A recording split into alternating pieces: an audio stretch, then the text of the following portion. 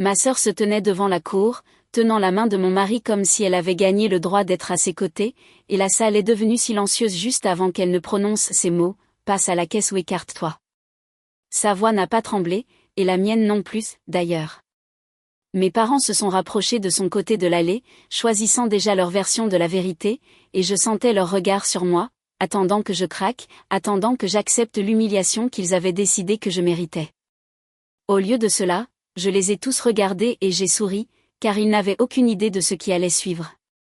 Les gens aiment supposer que j'ai toujours été la calme, la fille stable, la sœur fiable, la femme qui n'élevait jamais la voix sauf en cas d'absolue nécessité, et c'était peut-être vrai autrefois.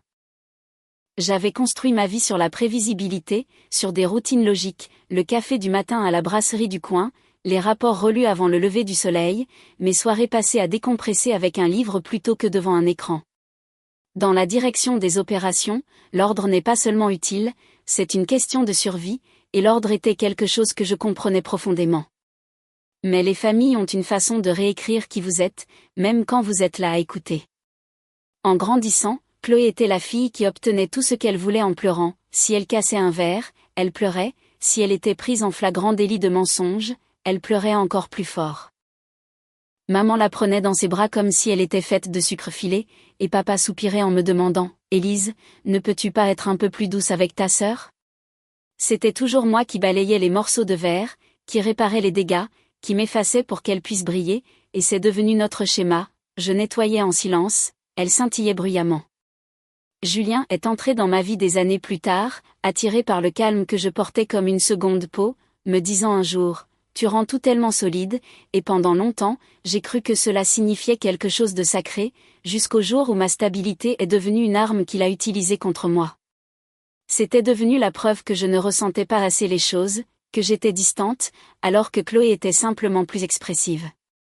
C'est drôle comme les mots peuvent être adoucis pour devenir des excuses quand quelqu'un en a besoin.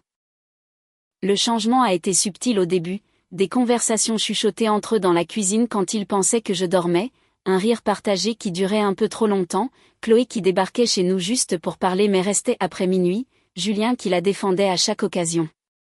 Je trouvais son parfum dans nos toilettes d'invités et je me convainquais qu'elle en avait juste trop mis. J'ouvrais le panier à linge et je voyais une chemise que je ne reconnaissais pas, et Julien haussait les épaules comme si cela ne valait pas la peine d'en discuter. Puis sont venus les dîners de famille, ceux où maman regardait Chloé avec une chaleur qu'elle ne m'avait jamais accordée, et où papa demandait à Julien s'il s'en sortait avec tout le stress qu'Élise s'imposait. Je restais assise là, ma fourchette suspendue en l'air, réalisant que l'histoire changeait et que je n'avais pas été invitée dans la salle de rédaction. Lorsque Chloé a annoncé sa grossesse, elle a pleuré, bien sûr qu'elle a pleuré, et maman l'a serrée dans ses bras si vite que cela semblait répéter, tandis que Julien se tenait derrière elle, une main sur son épaule. Personne ne m'a regardé, pas même une fois, et dans cet étrange moment suspendu, j'ai compris que la trahison n'avait pas commencé avec l'adultère, mais bien avant, avec chaque moment où ma famille avait choisi la facilité plutôt que la vérité. Je n'étais pas encore en colère, j'étais simplement en train de me réveiller. Les semaines suivant l'annonce de la grossesse de Chloé ont ressemblé à une marche dans une maison où chaque cadre photo aurait été incliné pendant la nuit. Rien ne semblait clocher au premier coup d'œil, mais chaque détail était faux. Maman m'appelait plus souvent, non pas pour prendre de mes nouvelles, mais pour me rapporter à quel point Chloé se sentait fragile, et papa suggérait que je lève le pied au travail, comme si la tension qui nouait mes épaules avait quelque chose à voir avec mes tableaux Excel. Quant à Julien, il jouait son rôle avec une retenue presque élégante, ne disant jamais que j'étais instable, mais l'impliquant simplement avec ce ton doux et prudent que les gens utilisent lorsqu'ils montent un dossier contre vous. Elle est débordée ces derniers temps, disait-il à mes parents pendant le dîner, sachant que j'étais à portée d'oreille, ajoutant avec un soupir: c'est une période difficile, comme si le poids de mon existence reposait entièrement sur ses larges épaules compatissantes. Chloé hochait la tête à côté de lui, les yeux baissés juste assez pour avoir l'air concerné, mais pas assez pour cacher sa satisfaction, une performance qu'elle avait perfectionnée il y a des années. Puis l'histoire a commencé à changer. Chloé a dit à maman que j'avais pleuré au travail, que j'avais agressé un serveur au café, que j'avais oublié un rendez-vous. Rien de tout cela n'était vrai, mais la vérité ne comptait pas quand ma famille avait déjà le récit qu'elle préférait.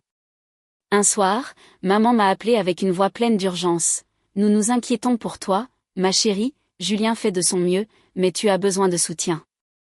C'était la première fois que je réalisais qu'ils avaient changé mon rôle dans le scénario familial, je n'étais plus la stable, j'étais le problème à gérer. Le véritable tournant est arrivé dans une simple enveloppe blanche glissée sous la porte de mon appartement, une convocation au tribunal pour une audience concernant une pension alimentaire. Je l'ai lu 2 fois, puis une 3e, convaincu d'avoir mal compris, mais la formulation était claire. Chloé et Julien demandaient un soutien financier, prétendant que j'étais le membre le plus stable de la famille et donc la mieux placée pour contribuer au bien-être de l'enfant qu'ils avaient conçu dans mon dos.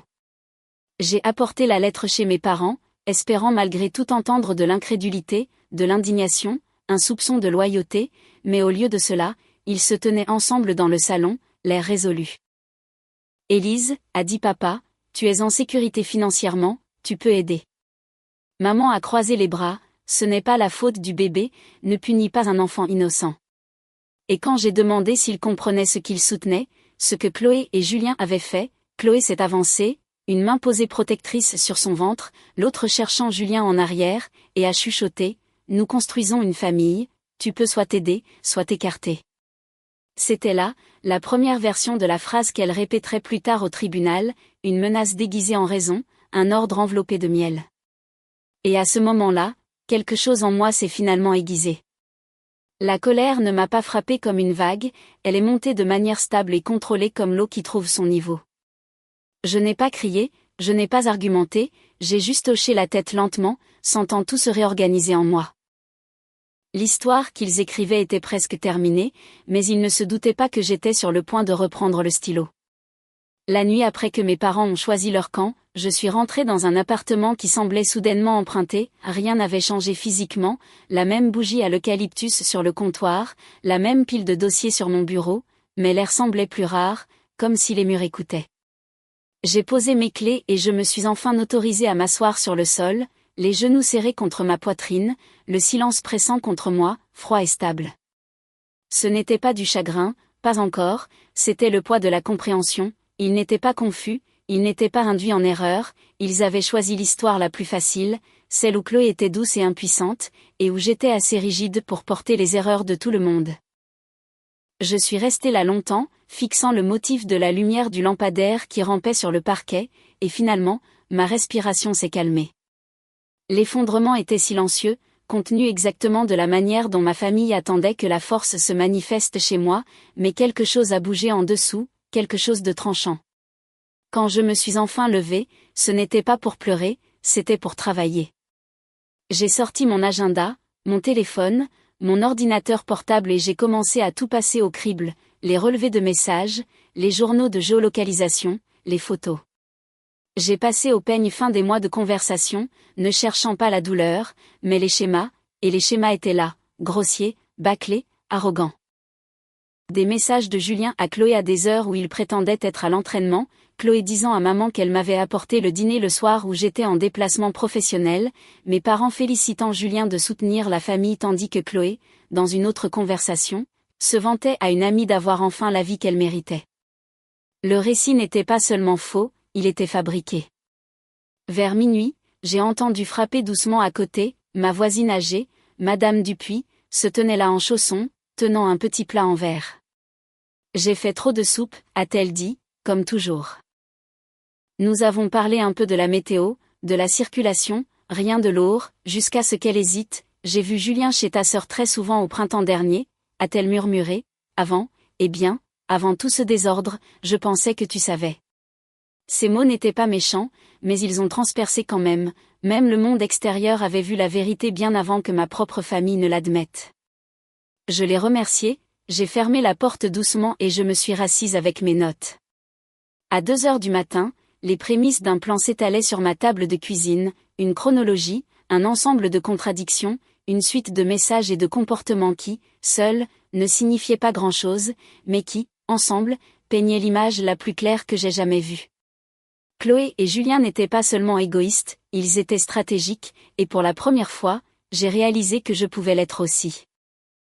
À l'aube, j'ai tout rangé dans un dossier, date, capture d'écran, observation, déclaration, chaque page étant une pièce d'une histoire qu'ils ne s'attendaient pas à ce que je raconte. Plus tard au tribunal, il verrait ce dossier et le prendrait pour de l'hésitation, mais au moment où je l'ai fermé, quand mes doigts ont effleuré le bord du papier et qu'un calme s'est installé dans mes os, j'ai ressenti quelque chose que je n'avais pas ressenti depuis des mois, le contrôle. J'ai regardé le dossier et j'ai expiré lentement, j'ai juste souri parce que maintenant, l'histoire m'appartenait. Le palais de justice sentait vaguement le vieux papier et le bois ciré, le genre d'endroit conçu pour intimider en vous rappelant combien de vies avaient été réorganisées entre ces murs. Je suis entré, un seul dossier sous le bras, celui que j'avais passé des semaines à assembler, mes talons résonnant dans le couloir comme un métronome marquant le compte à rebours final. Chloé et Julien étaient déjà à l'intérieur, assis ensemble à la table des plaignants, elle tenait sa main, son pouce caressant ses jointures par petits coups triomphants. Quand elle a levé les yeux et m'a vu, son sourire s'est crispé, pas nerveux, pas coupable, juste suffisant, comme sourit quelqu'un qui pense que la ligne d'arrivée est déjà derrière lui. Mes parents étaient assis derrière eux, penchés en avant comme pour soutenir physiquement leur récit. Maman m'a fait un signe de tête sec, papa ne m'a pas regardé du tout. Le juge est entré et la salle s'est figée dans le silence. Nous nous sommes levés, nous nous sommes assis, et l'audience a commencé. L'avocate de Chloé a parlé la première, avec une voix comme du marbre poli, lisse, dure, inébranlable. Votre honneur, cette affaire est simple, l'enfant est né dans une situation familiale complexe, Madame Élise est la seule à disposer de revenus stables et d'une cohérence financière à long terme, elle a fait partie du système de soutien et nous demandons une contribution formelle pour assurer le bien-être du bébé.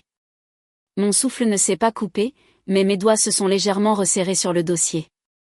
Chloé ne regardait pas le juge quand l'avocate parlait, elle me regardait comme si elle s'attendait à ce que je m'effondre sur commande. Julien s'est raclé la gorge théâtralement, Élise sait que nous essayons juste de faire ce qu'il y a de mieux, elle sait, elle a toujours été la responsable. Responsable, pas trahie, pas lésée, juste responsable, c'était presque drôle. Puis Chloé s'est levée, elle a entrelacé ses doigts avec ceux de Julien et a fait face au juge avec une lèvre inférieure tremblante. Nous ne demandons pas grand-chose, juste de l'aide, ma sœur comprend la responsabilité familiale, ou du moins elle le faisait avant. Derrière elle, maman a murmuré un « c'est vrai » approbateur. Le juge s'est tourné vers moi. Madame Élise, avez-vous une réponse? C'était le moment que Chloé attendait, le moment où elle s'attendait à ce que je craque, que je plie ou que je m'excuse pour des choses que je n'avais jamais faites, elle attendait la sœur silencieuse, la conciliante, la fille qui nettoyait le verre brisé pendant qu'elle se faisait consoler. Au lieu de cela, j'ai attrapé mon dossier et je me suis levée. Avant de l'ouvrir, j'ai regardé directement Chloé, j'ai juste souri, et son expression a vacillé presque imperceptiblement. Puis j'ai ouvert le dossier, votre honneur, ai-je commencé? J'ai effectivement une réponse et j'aimerais commencer par clarifier quelques détails. J'ai posé la première page sur la table, un fil de discussion imprimé avec date, heure, lieu, ceci, ai-je dit, ce sont des messages de Julien à Chloé pendant les heures où il prétendait être au travail, des dizaines de fois sur plusieurs mois. Le juge a ajusté ses lunettes, le visage de Chloé s'est vidé de ses couleurs.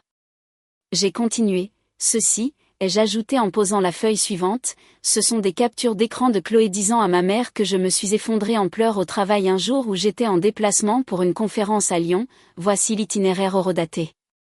Mes parents se sont regardés, confusion, doute, une lueur de quelque chose qui n'était plus de la certitude. Chloé a chuchoté, c'est sorti de son contexte. Je ne l'ai pas regardé, je n'avais pas fini. Ceci, ai-je dit en faisant glisser une autre page, est une déclaration de Madame Dupuis, ma voisine, confirmant qu'elle a vu Julien rendre visite à Chloé régulièrement bien avant la fin de mon mariage, et ici, j'ai posé une autre feuille, c'est Julien envoyant un SMS à Chloé après une de ses visites disant « C'est mieux si Élise pense qu'on l'aide, point ». Un halètement est venu de quelque part derrière nous, Julien s'est redressé brusquement, c'est privé. Le juge a levé la main, asseyez-vous. J'ai rouvert mes notes et j'ai commencé à lire calmement, tout le monde ici a supposé que leur histoire était la seule histoire. Ma voix n'a pas monté, elle n'en avait pas besoin. J'ai lu les dates montrant quand Chloé avait dit à maman que j'étais instable, comparé aux images de moi donnant une présentation devant mon département ce même après-midi, calme, posé, rien à voir avec le personnage qu'ils avaient peint. J'ai lu les entrées documentant chaque fois que Julien disait à mes parents que j'étais irritable ou renfermée, jumelé avec des messages où il assurait à Chloé « ça marche », il pense qu'elle perd la tête. Les yeux de Chloé se sont remplis de larmes, mais pas de tristesse, c'était de la panique, brute et sans filtre. Julien est devenu tout rouge. Élise, arrête, ce n'est pas. C'est exactement ce que c'est, ai-je répondu. J'ai sorti la dernière page, pas dramatique, pas explosive, simple, un graphique chronologique, codé par couleur, net, indubitable. Ceci, ai-je dit en le plaçant doucement devant le juge, est l'audit de communication résumant les mois de manipulation menant à l'audience d'aujourd'hui. Il démontre une fausse représentation intentionnelle, une narration coordonnée et des tentatives d'utiliser la pression familiale à des fins financières. Le silence s'est installé sur la salle comme de la poussière. Puis, lentement, le juge s'est reculé. Votre demande de pension, a-t-il dit en se tournant vers Chloé et Julien, est rejetée. De plus, cette cour est troublée par le schéma de tromperie présenté ici aujourd'hui. Vous pourriez faire face à un examen plus approfondi pour abus de procédure judiciaire. Maman a halté, papa a marmonné quelque chose dans sa barbe, Chloé a agrippé le bras de Julien, Julien fixait le sol, tous les deux avaient l'air minuscules.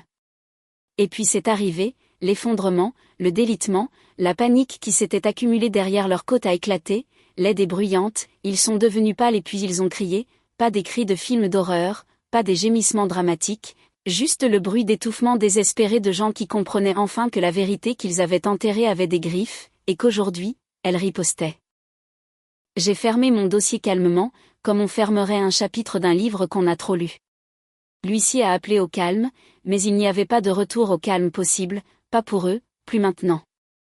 Je me suis tournée, j'ai lissé mon blazer et je suis sortie de la salle d'audience sans me retourner, je n'en avais pas besoin, je savais déjà que l'histoire avait finalement et irrévocablement changé. Dehors, devant le palais de justice, l'air semblait différent, plus frais, plus clair, comme si la ville elle-même expirait avec moi. Je ne me suis pas précipitée, je n'ai pas vérifié si quelqu'un me suivait, le monde était enfin silencieux.